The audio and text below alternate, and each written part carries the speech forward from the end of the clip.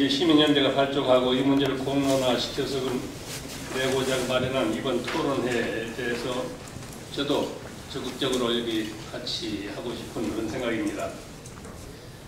우리가 돌이켜보면은 정수재단은 61년 군사국제사 세력이 부산 지역 김지태 씨를 부정축제자로 그때 몰았죠. 소위 부일장학회 땅 14만 147평 그때 빼앗아서 설립한 재단입니다. 언론사하고.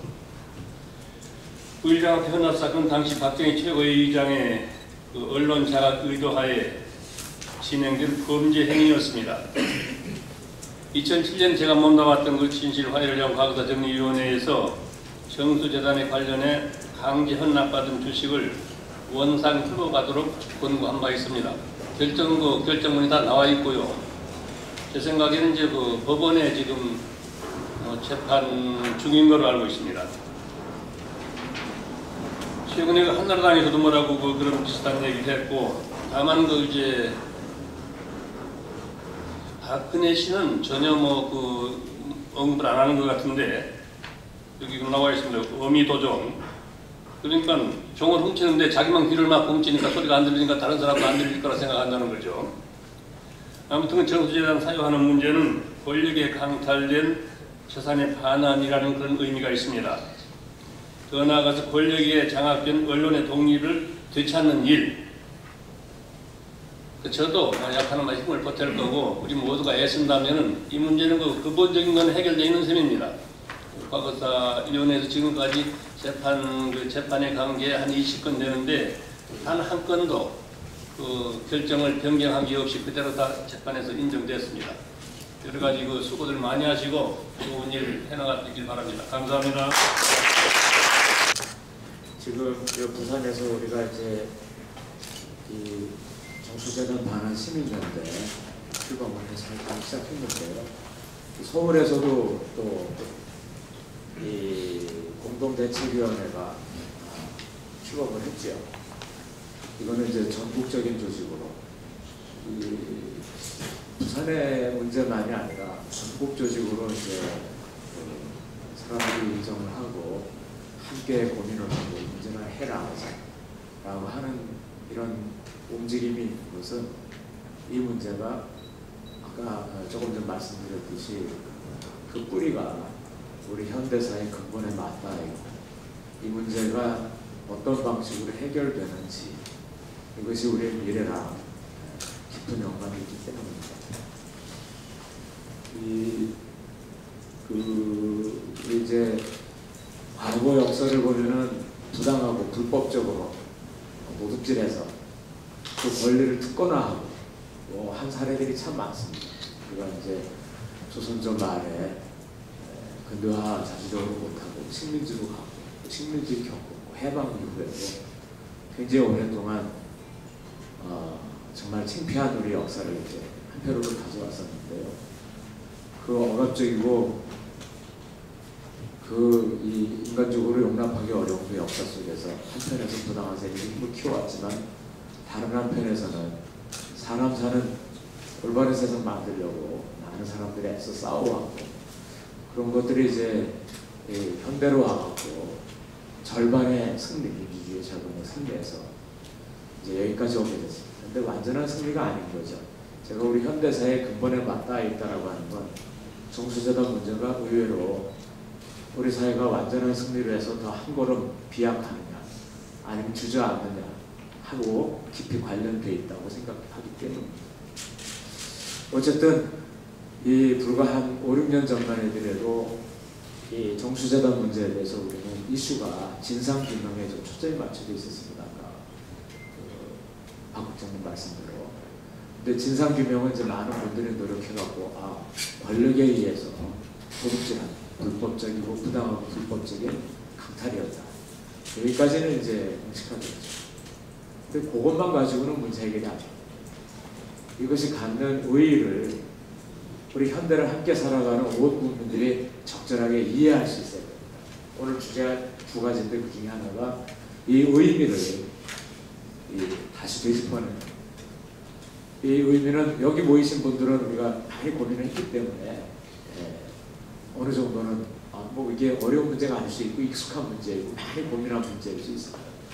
근데 여기서 우리가 고민한 내용을 한 번 더 다듬어서 부산 시민하고 또 온 국민하고 함께 이렇게 소통할 수 있는 의미로 아주 간단 명쾌하게 짚어낼 수 있어야 된다고 생각합니다. 그게 이제 우리 한 새로운 첫 출발이 되겠죠. 그냥 과거에 권력이 도둑질했기 때문에 잘못됐으니까 바로 잡자. 이게 과거에 이제 잘못된 문제를 갖다가 규명하고 교훈으로 삼고 앞으로 그런 일이 안 나게 하는 이런 정도의 일들은 굉장히 많이 있었습니다. 근데 지금 이것은 현재까지도 살아있는 문제입니다. 특히 그 아까 부울경 노조위원장님께서 우리 사회 요즘 많이 어렵다고 말씀하셨는데 어려울수록 언론을 둘러싼 싸움이 굉장히 격렬해집니다. 이 특권층들이 부당하게 이제 이렇게 지배를 하는 이런 특권층들이 자기의 그런 그 지배를 유지하고 또 공고하기 위해서는 사람들의 마음을 홀려야 되고 장악해야 됩니다. 언론 장악에 더 힘씁니다. 또 마찬가지로 민주주의를 원하는 사람들도 사람들하고 소통해야 되기 때문에 바른 언론에 대한 열망이 그 어느 때보다 강합니다.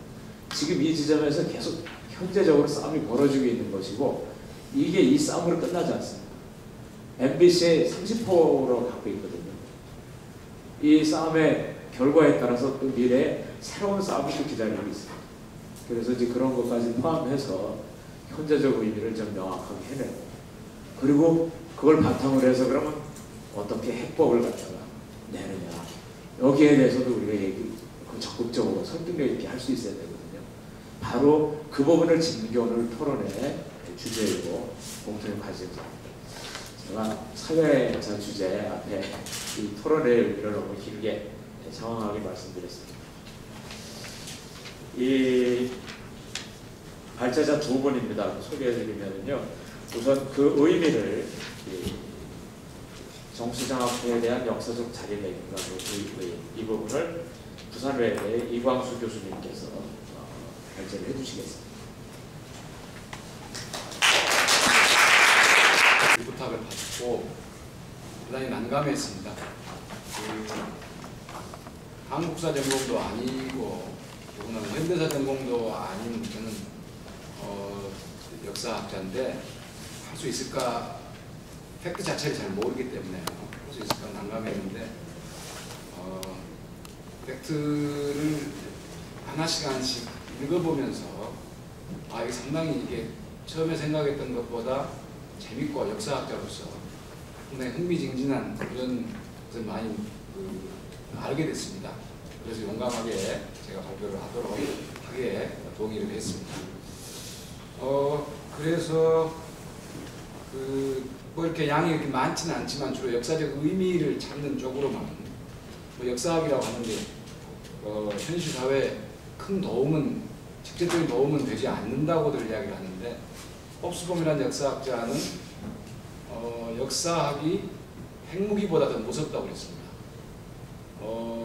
유고슬라비아부터 시작을 한 동유럽에서 일어난 소위 인종 청소라는 이야기를 꺼내면서 그런 이야기를 했거든요. 그렇게 수없이 많은 사람들을 죽이게 되는 것이 결국에 역사학자들의 팽대 때문이다 라고 하는 이야기 차원에서 오늘 발제를 한번 해보도록 하겠습니다.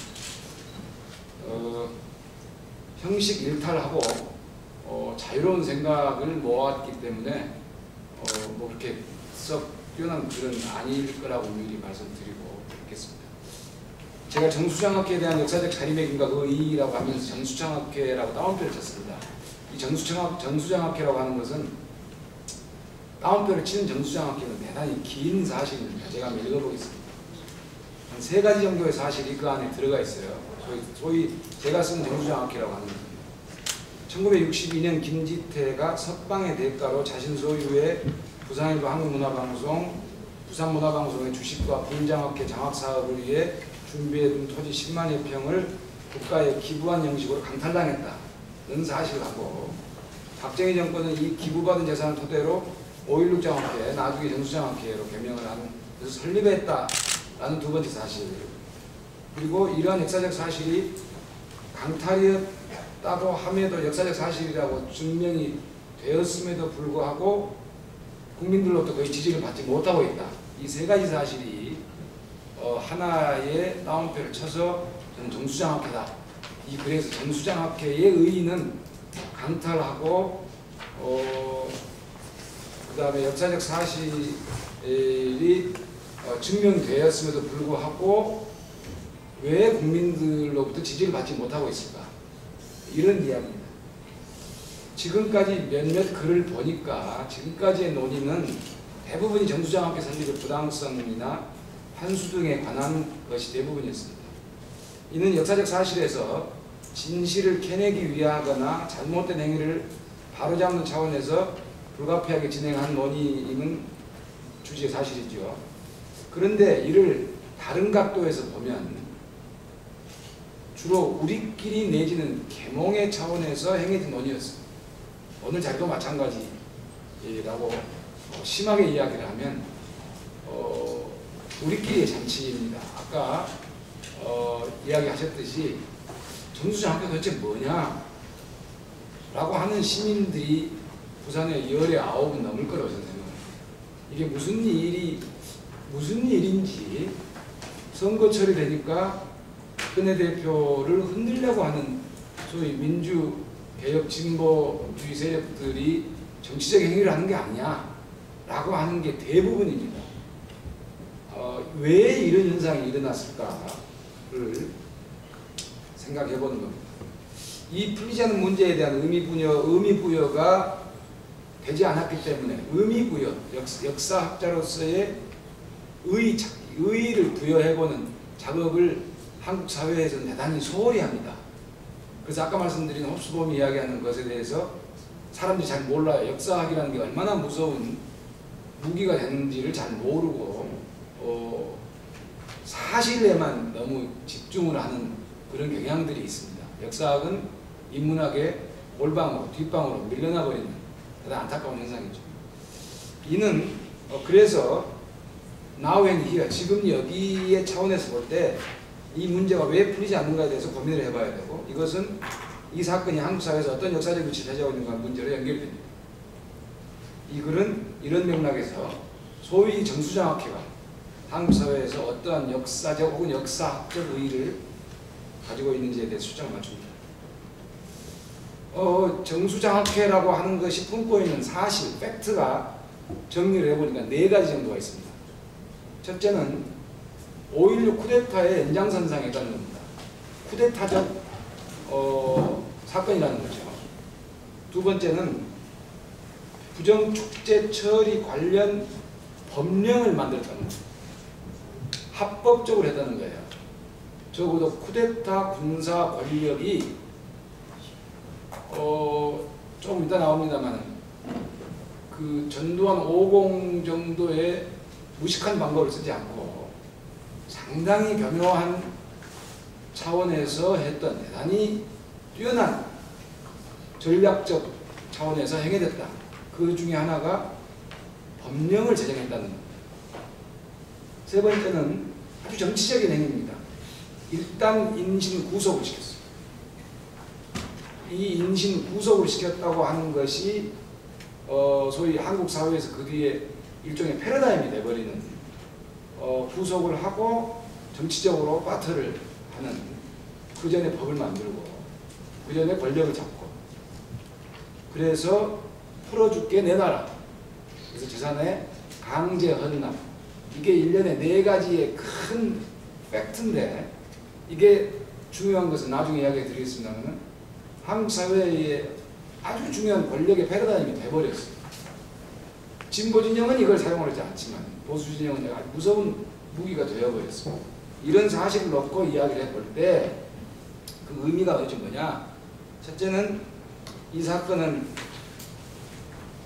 우리 역사에서 가장 안타까운 현상 중에 하나인 4.19라고 하는 미완의 혁명이 아쉽게 미완으로 끝나게 되고 지금까지도 권력이 영원한 소위 옛날에 이인화 씨라는 소설가가 쓴 영원한 제국 그 영원한 제국이 시작이 되는 아직까지도 저는 끝나지 않았다고 생각합니다. 5.16이라고 하는 군사 쿠데타로 진행되어가는 상당히 긴 시간에 진행되어가는 현재까지도 여전히 진행되고 있는 사건이다. 이것은 분명한 권력의 부패라고 하는 사실은 이 명백하게 백일화에 드러났음에도 불구하고 그 위치를 제대로 설정을 하지 못하고 있습니다. 뿐만 아니라 권력의 부패를 어떻게 볼 것인지, 권력의 부패라는 게 도대체 뭐냐 하는 것에 시금석이 되어버렸어요. 이게 기준이 되어버렸어요. 부정축제라는 사실과 환수라는 부정축제를 했다 좀 치더라도 했음에도 불구하고 했을지라도 환수라고 하는 부정축제를 했기 때문에 환수를 한다면 그 사실 설사 합법적일지라도 환수의 주체가 국가가 돼야 되는데 국가에서 환수를 해야죠. 그런데 국가가 환수를 하지 않고 공익재단을 만들었다는 거예요. 그 공익재단으로 환수를 했다고 하기 때문에 개인이 가져가지 않았기 때문에 많은 시민들은 재단이라고 하는 것에 대한 환상을 가지고 있습니다. 그래서 자기 돈이 아니지 않느냐. 박정희는 청렴하다. 박정희는 돈을 남에게 강탈한 적이 없다. 자기 재산으로 가져가지를 않았기 때문에 영남대학교도 마찬가지죠. 대부분의 국민은 그렇게 생각합니다. 재단이라고 하는 것이 사익재단, 사익이 아니기 때문에. 그래서 그 아주 무서운 것을 만들었어요. 대단히 정치를 잘한 거죠. 그 입장에서거든요. 두 번째, 이 사건의 경우 환수라고 하는 것은 법을 법대로 적용하지 않고 정치적으로 해서 정치의 시작입니다. 소위 여기서 말하는 정치라고 하는 것은 좋은 의미든 나쁜 의미든 그것과 관계없이 갈등이 일어난 것을 조정하고 중재함으로써 해결을 하는 그런 차원에서 했다고 하는 그런 정치 행위로 만들어버렸다는 거예요. 법적인 행위를 조정하고 중재하는 행위로 만들어버렸다는 거예요. 그래서 정치가 난무하게 되어버립니다. 실상 정치가 있어야 될 부분에서는 정치가 존재하지 못하고 법이 있어야 될 부분에서는 정치가 나서고 이런 현상이. 그래서 이는 민주주의의 근간을 흔드는 것이다. 법과 정치의 영역이 무너져버렸다. 사유재산권의 뿌리를 흔들어버립니다. 분명히 자본주의, 사유재산제가 있는 자본주의 사회입니다. 한국 사회는요. 이것의 근간을 뿌리채 뽑아버린 거예요. 분명한 사유재산임에도 불구하고 그것을 강탈해버린 겁니다. 그 이후로 부정부패를 하면 재산을 강탈해버리는 것이 대단히 청렴한 어떤 그 개혁적인 행위로 한국 역사에서 자리를 잡게 되는 안타까운 그런 현상이 생겼습니다. 그래서 정치 권력의 부당한 인권, 재산권 침해 이것이 없어졌습니다.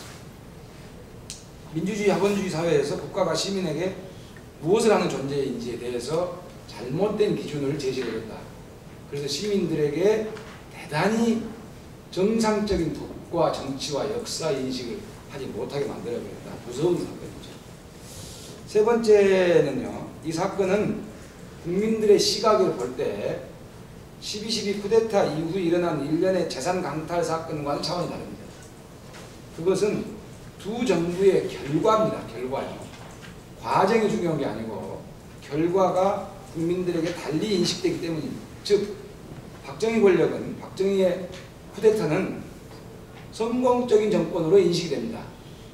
그 어떠한 나쁜 일을, 악행을 저질렀음에도 불구하고 다음에 이야기가 나옵니다만 그런 것은 정치를 하다 보면 있을 수 있는 일,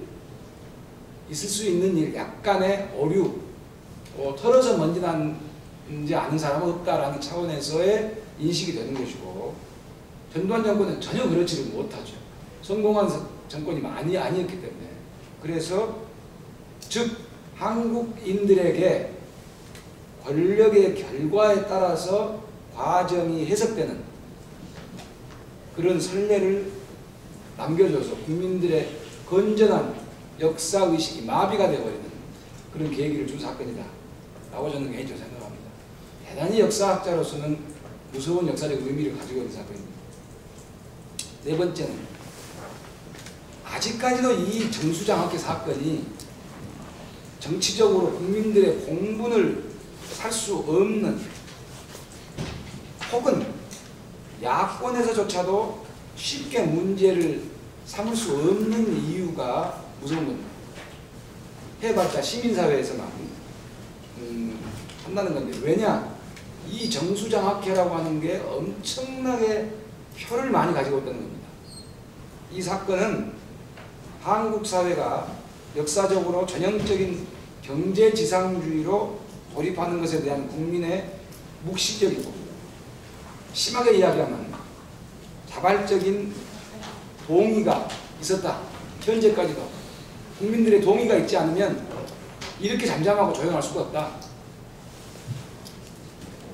그 국민들의 동의라는 프레임이 경제성장을 위해서라면 독재를 할 수 있다는, 소위 개발 독재에 대한 동의가, 관치경제 가능하다, 정경유착 가능하다, 언론 통제도 가능하다, 냉전 동료도 가능하다, 인권 유린 뭐 어떠냐, 무엇만 하면 잘 살게만 해준다면 하는 차원에서 모든 민주주의의 중요한 요소들이, 심지어는 여당뿐이 아니고 심지어는 야당조차에서도 이런 인식이 팽배해 있지 않느냐라는 생각을 가지고 있습니다. 이는 박정희 이후에 한국의 보수 세력이 정치 프레임이 되었을 뿐만 아니라 현재까지 엄연히 진행되고 있는, 잘 살게만 해준다면, 그가 성공할 수만 있게 해준다면 나는 그를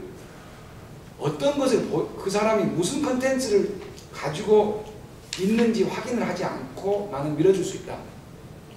이명박에서부터 혹평을 하자면 안철수 현상까지. 안철수 현상은 뭔지를 우리는 모르잖아요. 아주 점잖은 좋은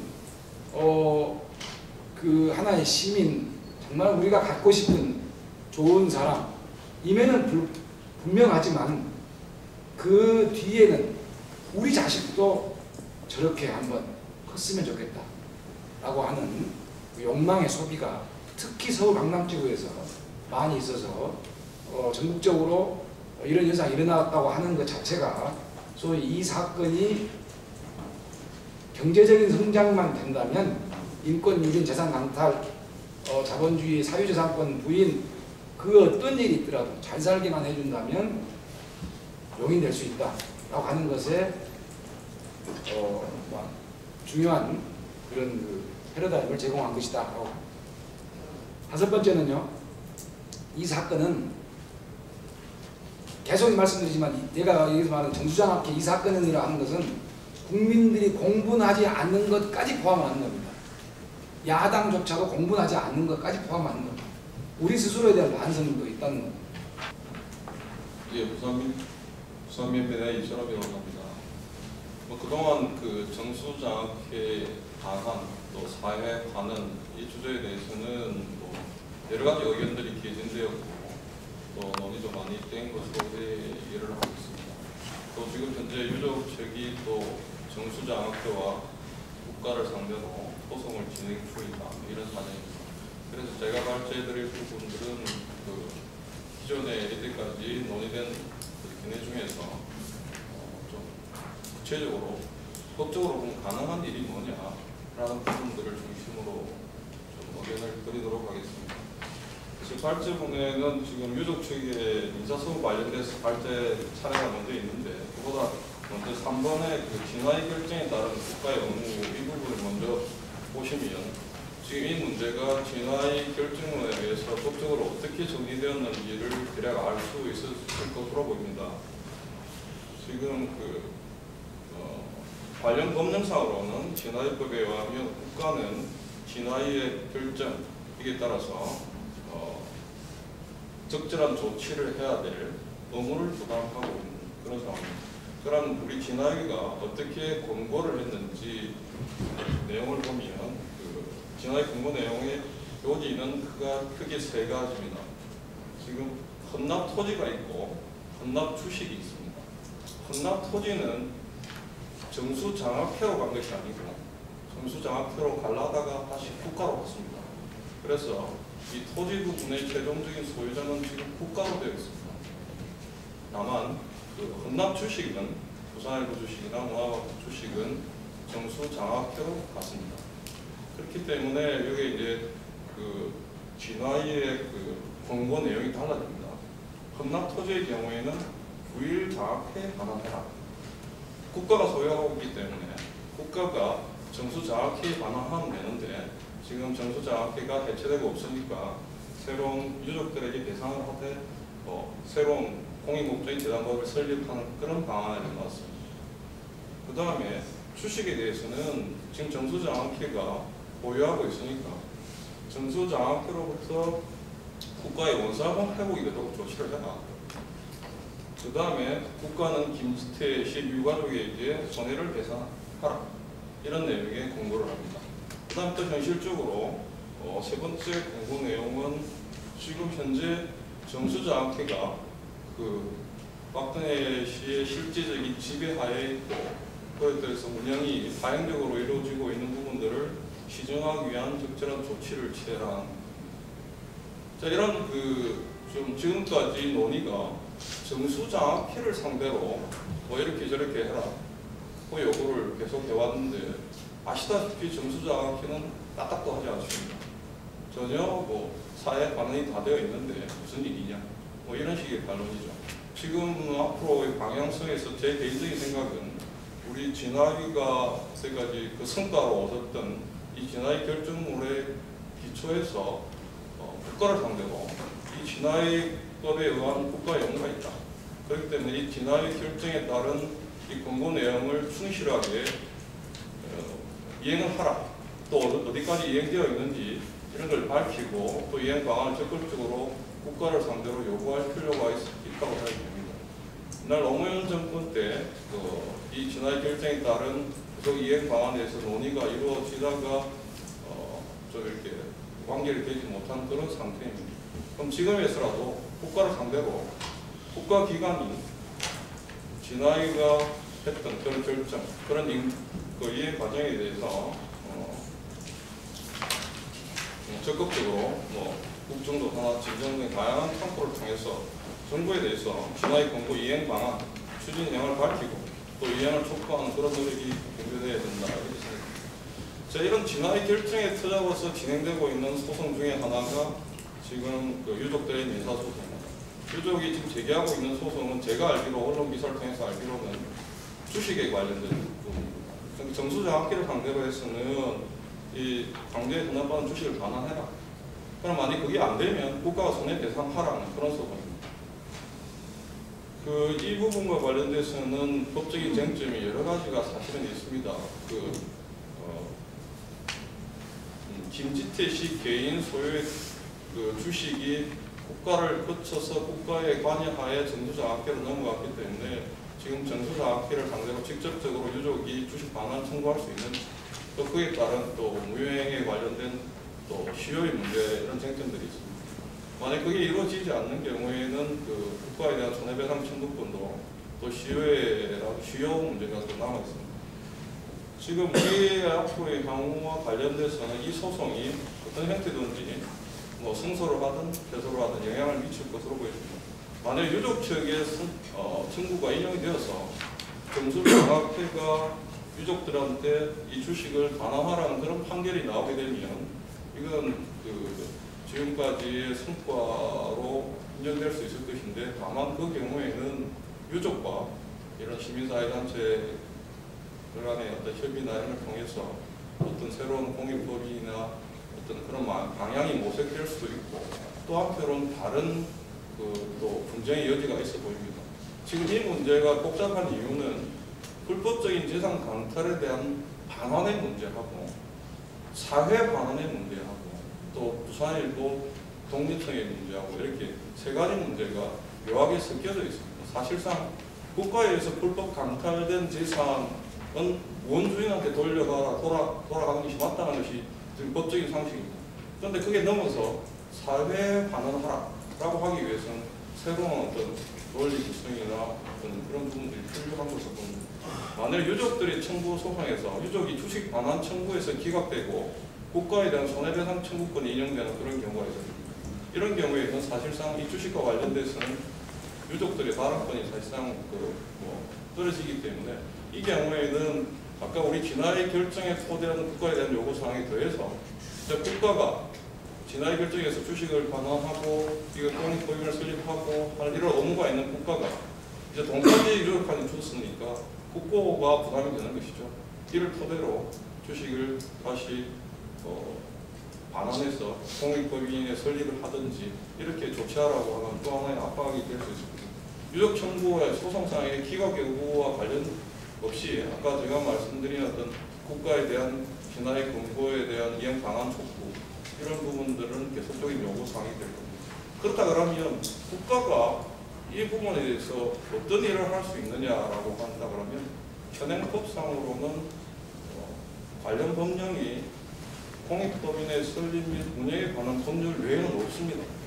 근데 이 법에는 제가 그 14, 15쪽에 쭉 규정들을 쭉 두놨는데 사실상 지금 공단체 쪽에서 요구하는 사회 반원이라고 하는 모습은 새로운 공익법인을 만들거나 아니면 지금 정수장학회 이사진을 지금 기존의 이사진을 다 사퇴시키고 새로운 이사진을 선임하는 그런 방안이나 그런 논의를 하자는 것인데 사실은 현행법상으로는 불가능한 이야기입니다. 왜냐하면 국가가 정수장학회 이사를 선임할 권한이 없습니다.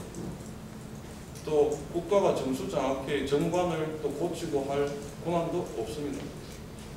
지금 현행법상으로 가능한 방법은 이런 부분들이죠. 감사를 선임을 해서 아니면 정수장학회 감사를 실시해서 만일에 그 이사 지금 5명인데 이사의 비위 사실이 있다 그러면 이사 승인 취소 결정을 하고 그렇게 되면 이사가 5인 이상이기 때문에 그 이사를 새로 선임해야 되면 국가 주무관청이 그 이사 승인권을 행사하는 식으로 컨트롤할 수 있는 방법 이 방법밖에 없습니다. 또 가능한 방법은 설립 취소를 시키는 방법이 법적으로 되어 있는데 지금 과연 지금 이 정수재단의 그 설립 취소 사유가 있는지라는 부분들은 법적으로는 좀 깊이 검토가 돼야 될 필요가 있고 또 한편으로 그렇게 쉬운 방법은 아니다 이렇게 볼 수 있습니다. 그렇다면 현실적으로 지금 할 수 있는 방법은 국가에 대해서 진화의 결정을 이행 방안을 강구하라고 하더라도 현실적으로 법적으로는 아까 제가 조금 전에 말하는 공익법에 따른 이런 절차 외에는 사실상 이렇게 뾰족한 수가 없는 그런 상황입니다.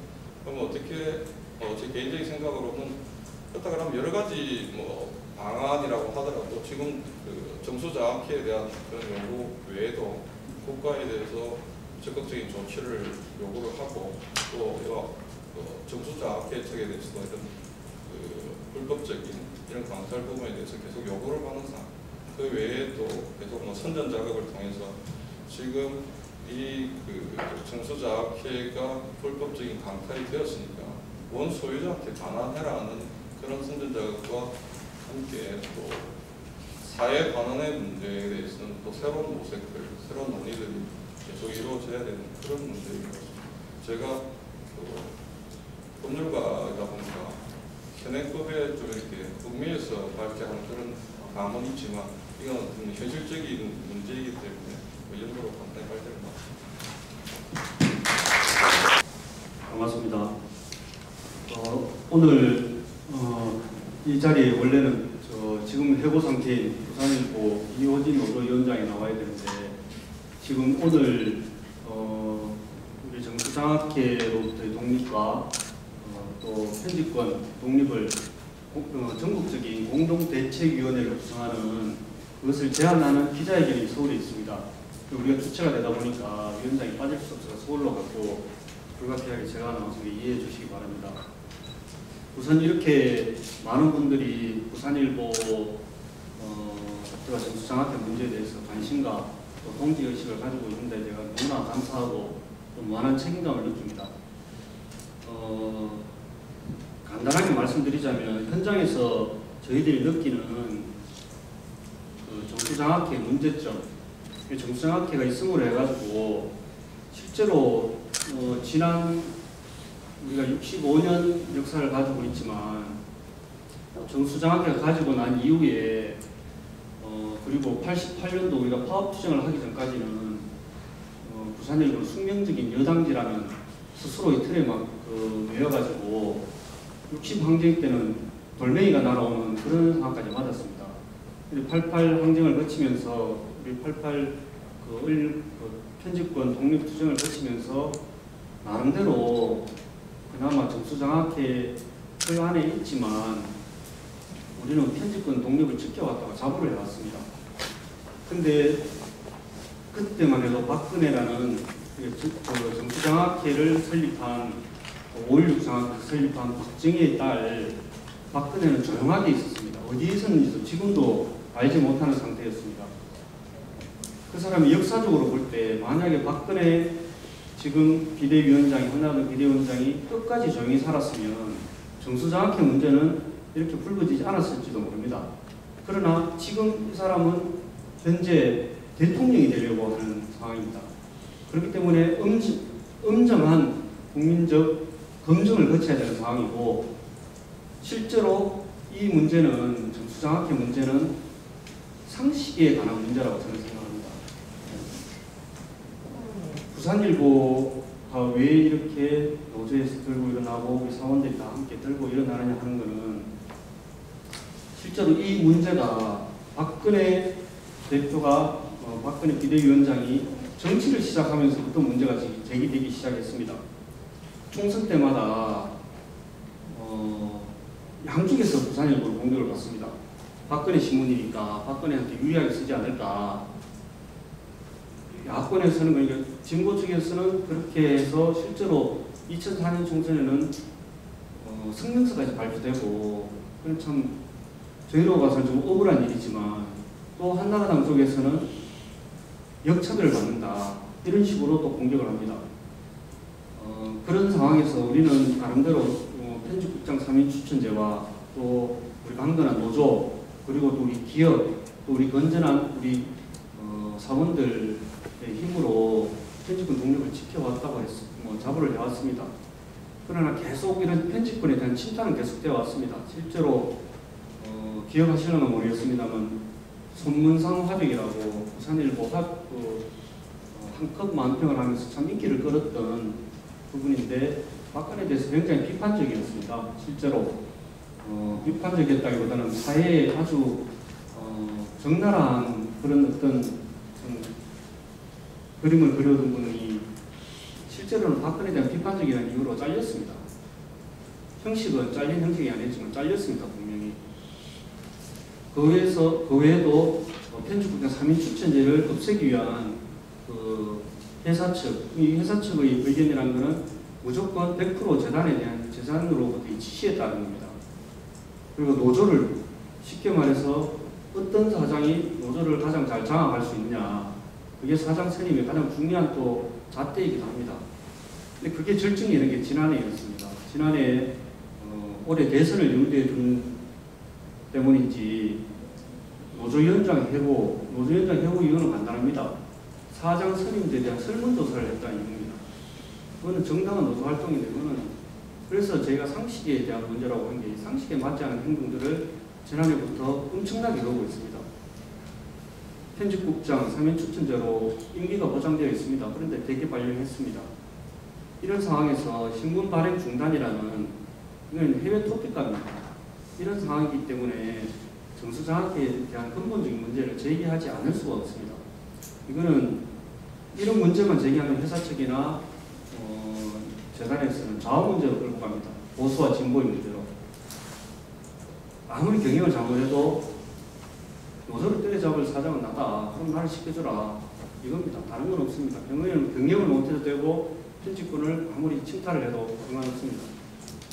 저 빨갱이들 지금 사장이 나갔습니다. 나가면서 노조를 이렇게 평가를 했습니다. 좌에 편향된 젊은이들 때문에 자기가 너무 고생했다.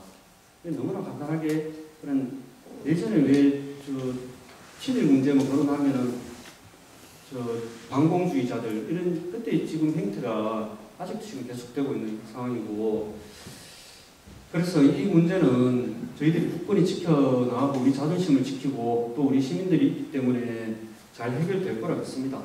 결론적으로 이 문제가 어떻게 해결돼야 되냐, 일단 박근혜 의원의 결단이 필요하다고 봅니다. 자기하고 상관이 없다 하지만 박근혜 아버지가 박정희 아닙니까? 돌아가시는 어머니가 윤병수입니다. 그 이름을 딴 정수재단이 왜 자기하고 상관이 없다고 자꾸 얘기하는지, 그리고 그 자기가 재단이사, 현 재단이사를 임명을 했습니다. 임명을 해가지고 그 재단이사장은 박근혜한테 자기 가족들까지 동원을 해가지고 후원금을 냅니다. 상관이 있습니다. 상관이 있는데 애써 외면을 합니다. 근데 그 측근들도, 그 박근혜 의원들의 측근들도 이 사장이 문제가 있다는 걸 알고 있습니다. 그런데 지금 이 사장은 70년대 유신 시대를 아직 살고 있습니다. 자기한테 탱크가 있으면 바로 노조 사무실로 그 탱크를 몰보고 싶은 그런 욕구를 가진 사람입니다. 그래서 저는 박근혜 의원의 결단이 필요하다고 보고, 근데 박근혜 의원은 결단을 하기 쉽지 않을 겁니다. 근데 그걸 그러면 우리가 무엇을 믿어야 되느냐? 우리 시민들을 믿어야 되고, 우리 건전한 상식을 가진 사람들이라면 이 문제는 그 사람들이 힘을 얻어가고 있다고 저는 봅니다. 그 보수 언론이란 조선일보, 동아일보도 정수장학회 내려놓으라고 저가 충고를 합니다. 그게 무슨 말이겠습니까? 박근혜 대선을 하려면 이 문제만큼은 아무리 상식적으로 자기들이 생각해도 풀고 가야 된다고 보기 때문이라고 생각합니다. 지금 여러 가지 사건들이 많이 일어나고 있지만서도 또 굉장히 어렵다고 생각할 수도 있습니다. 어려운 문제였고 50년이 지난 문제이기도 합니다. 그러나 박근혜 의원이 지금 대통령이 되려고 하는 시점이기 때문에 정수장학회를 풀 수 있는 가장 좋은 기회이기도 합니다. 건전한 상식을 가진 시민들이 조금씩 늘어난다면 이 문제는 곧 해결될 수 있을 거라고 생각합니다. 이상입니다. 끝으로 차성한 이사. 그리고 그래서 한 4가지 정도만 간단하게 좀 이렇게 말씀을 드리고, 미비한 개인적인 기억을 좀 덧붙이자면, 제가 2003년도에 당시 그 열린우리당 조성래 의원실에서 이제 부일장학회 쪽들을 만나고 혹시나 있을 수 있는 당시 자료를 찾기 위해 가지고 중앙국립도서관에서 자료 찾을 때가 벌써 9년 전의 이야기입니다. 즉, 이 청산되지 못한 역사라든지 당대에 해결하지 못한 역사라고 하는 것이 얼마큼 끈질기게 시간을 갖다 돌릴 수 있는지 하는 문제가 이런 사안에서 보여주지 않나 생각이 듭니다. 앞서 발표가 나왔습니다. 사실 이 문제는 중복됩니다만 이 청산되지 못한 일제유산이라고 하는 것이 전국에 5.16으로 이렇게 이어지고, 또 이렇게 청산되지 못한 이 독재유산이라고 하는 것이 당대에 어떻게 전달되는지에 대해서, 그것이 그러니까 사기업의 문제나 사적인 문제가 아니라 공공 언론의 영역의 문제까지 미친다고 하는 것이 우리 현대사가 보여주는 단지 비극이라고 생각이 들어집니다. 그래서 이 문제는 역사적인 청산과 이 정의의 문제라고 단적으로 부족하다 하더라도 크게 다를 바는 없다고 생각합니다. 조금 전 우리 송기인 이사님께서도 발표하셨지만 1차적으로 법령에 의해서 설립된 독립된 국가기구가 가의사위원회에서 원상회복을 주문을 했습니다. 국가기관에 의한 이 원상회복 주문이 국가기관에 의해서 묵살되고 집행이 되지 않을 때 도대체 민주주의라고 하는 것이 어떤 형태로 법통이 서는지에 대해서 심각한 의문을 든다고 할 수가 있거든요. 그래서 이 문제는 현 정부의 의도적인 관계라고밖에는 볼 수가 없다, 이렇게 생각이 들어집니다.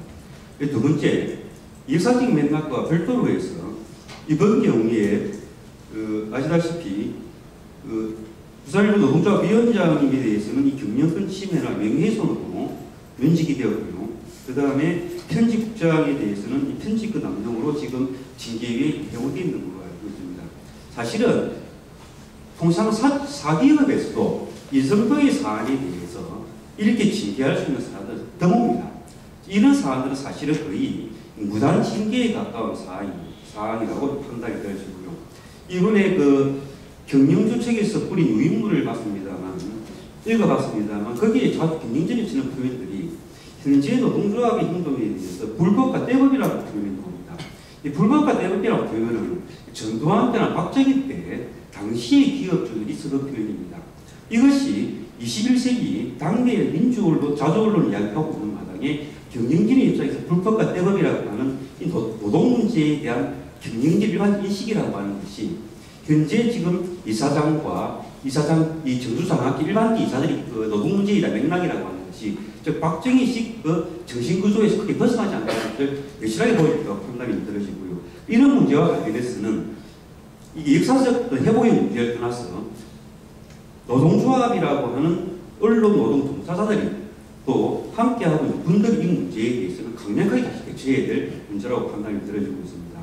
세 번째, 이 경영진이나 사기업이나 언론 경영진에서 정가에 거쳐 그러는 것들이 소유권과 경영권의 문제라고 얘기하고 있습니다만 사실 소유권의 문제로 치자면 이게 원래 불법 방탄으로 이루어진 소유 현상이다.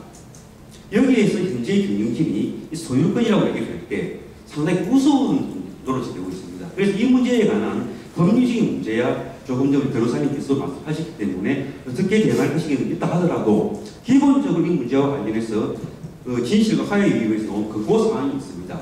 이 문제 입각해서 이 소유권 문제는 역사적으로 풀어나가야 될 문제라고 봐주고요.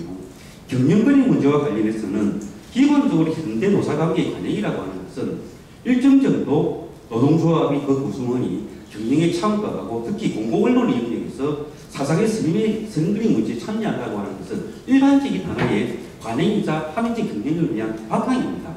이것이 70년대도 아니고 소유권과 경영권을 빌미로 해서 현 노동조합 간부들에 대한 징계를 잡는다고 하는 것은 기본적으로 정상되지 못한 한 역사가 보여주는 이것도 전직이냐라고 판단이 들어집니다.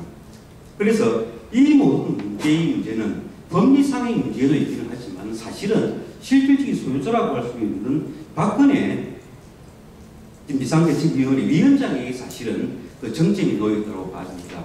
제 생각에는 이 문제 같은 경우는 어찌 보면 올해 연도 안에 이 문제가 해결되지 않는다면 사실 이 문제는 정권교체가 특히 되는 간에 상관없이 영원히 해결하기 힘든 문제로 접어날 공산이 큽니다. 그 정권이 일단 민주정부로 들어서든 아니면 현재 팀에는 박근혜 씨든 누군가가 들어선다 하더라도 그 이후에 이 문제는 우리가 시민운동 단체에서 아무리 주장한다 하더라도 영원히 미국으로 빠져날 공산이 크고 그런 시세를 본다면 올해 연도에 특히 이 지역 우리 언론 종사자들과 시민운동이 이 문제에 대해서 특히 이 박근혜 씨를 대상으로 해서 이 문제에 대한 실질적인 대책을 내놓기를 사오지 않는다면 법리적으로 아무 다툰다 하들 상당히 넓거나 실현 불가능한 상황으로 들어갈 공산이 크다.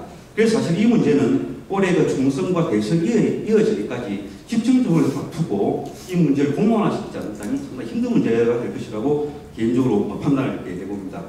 그래서 이 운동이 단순하게 원상 회복되거나 이뿐만이 아니라 이번 기회의 부산일보가 좀 더 민주 언론이 되고 그다음에 공정 언론으로 자연할 수 있는 이런 운동과 깊이 될 때만이 우리 부산 시민들도 이 문제에 더욱 관심을 가지고 함께 할 수 있지 않겠나 이렇게 판단을 하고 있습니다. 이상입니다.